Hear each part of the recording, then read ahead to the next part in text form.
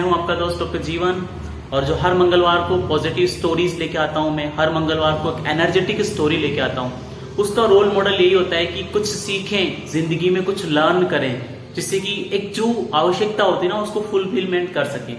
सो आज की कहानी सुनने के बाद आपको गुस्सा कभी नहीं आएगा। ऐसी स्टोरी है, ऐसी लाइफ लॉन्ग स्पेंड करने के लिए, या फिर आपकी जिंदगी बदल देगी आज की कहानी। सो दोस्तों, आज की कहानी में आप बने रहिए मेरे साथ और कहानी को पूरा सुनिएगा, आगे बढ़ा के स्किप करके मत देखिए। क्यों? क्योंकि कहानी कुछ ऐसी है यार। सो दोस्तों, कहानी शुरू करते हैं। कहानी है एक गांव की। आपको पता ही है ना, भारत देश में बहुत सारे गांव हैं। सो एक गांव में एक बहुत ही वृद्ध औरत रहती थी। वो उसका स्वभाव इतना झगड़ालू था, इतना क्लेश करती थी। वो हर किसी आदमी से दिन में, या हर किसी औरत से, या किसी न किसी से वो लड़ती रहती थी। इस कारण से वो खुद औरत परेशान थी, उसका परिवार में सारे लोग परेशान थे। परिवार इतना समृद्ध था, उनके पास हर चीज थी, जो चीज वो चाहे वो अफोर्ड कर सकते थे, वो चीज वो खरीद सकते थे। लेकिन उस औरत के कारण उस परिवार को गिल्टी या लज्जा फील होती थी। वो समाज में एक अच्छी जीवन यापन नहीं कर सकते थे। क्यों? क्योंकि वो औरत हमेशा किसी न किसी से लड़ने झगड़ने के लिए तैयार रहती थी, और कभी ऐसा दिन नहीं बीतता जिस दिन वो किसी से लड़ी ना हो। इस स्वभाव से औरत भी परेशान, परिवार भी परेशान।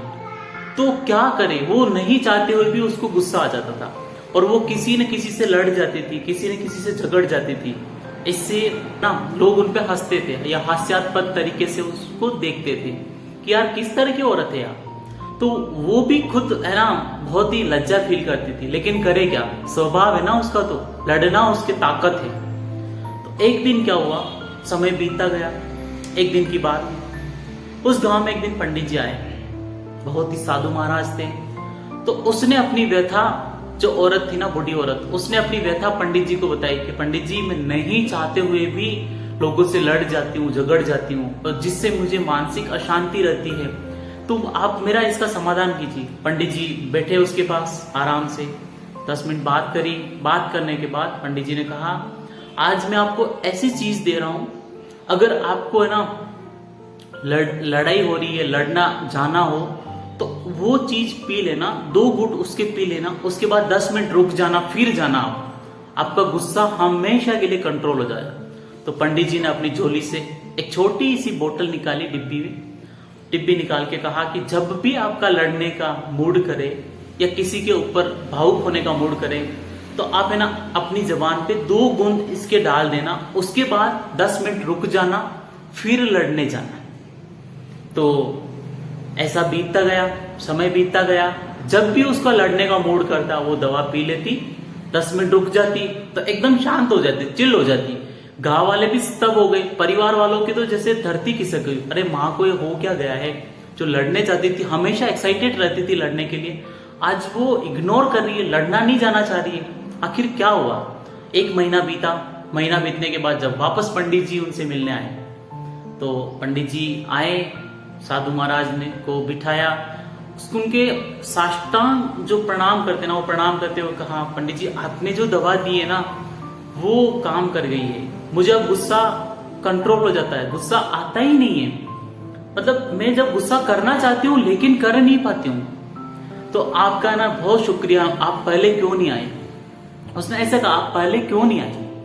तो ऐसे ही कहा, पंडित जी खुश हो गए, कहा ऐसे ही मस्त रहो। तो पंडित जी ने बताया, बेटा ये मेरा नहीं था, मैंने तो आपको सिर्फ पानी दिया था, आपने बाकी उसको बहुत अच्छे पॉजिटिव थिंकिंग के साथ लिया कि ये दवा है, अगर दवा खा के अगर मैं उसके जो थे ना टिक्स थे वो नहीं रखे, तो आप वापस है ना इस गुस्से पे कंट्रोल नहीं कर पाती। लेकिन मैंने जो बताया, आप 10 मिनट तक नहीं गई लड़ने दवा खाने के बाद, तो आपको है ना गुस्से पे नियंत्रण हो गया। उसके बाद आपने वो सारी चीजें सोच ली, उसके जो रिजल्ट्स थे ना वो सारे सोच लिए, तो इसीलिए आप लड़ने नहीं गई। तो वो तो सिर्फ एक पानी था, सफेद पानी मैंने आपको दिया था।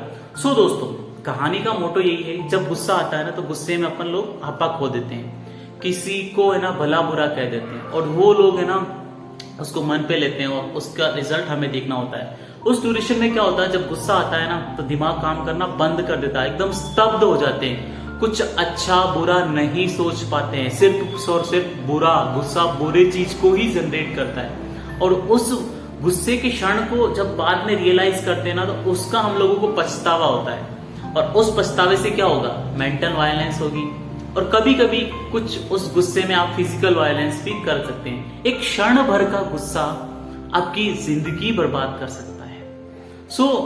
ये जो दवाई की गुट है ना, ये आपके मुंह के ऊपर है, आपके दिमाग में है। आप उसको ना, गुस्से को कैसे आप कंट्रोल कर सकते हैं, उस इमोशन को आप कैसे कंट्रोल कर सकते हो। दोस्तों, इस चीज को पॉजिटिव थिंकिंग में कन्वर्ट करने के लिए बहुत से अच्छे ऑथर ने बहुत सारी किताबें लिखी। तो मैं आपको कुछ किताब पढ़ने की सजेस्ट करूंगा, जो मैं खुद भी पढ़ता हूं।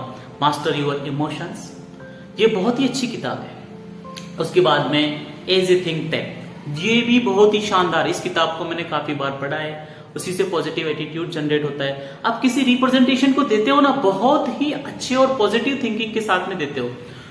इस पॉजिटिविटी थिंकिंग और जो विचारों की जो पावर है ना, इसको आप इस तरह से कंट्रोल कर लेते हैं कि आप गुस्से में कभी कोई डिसीजन ही नहीं लेते, हमेशा सोच विचार करके जो डिसीजन लेते हैं, और वो ही डिसीजन आपकी ना लाइफ चेंज कर देता है, गेम चेंजर होता है आपकी जिंदगी में।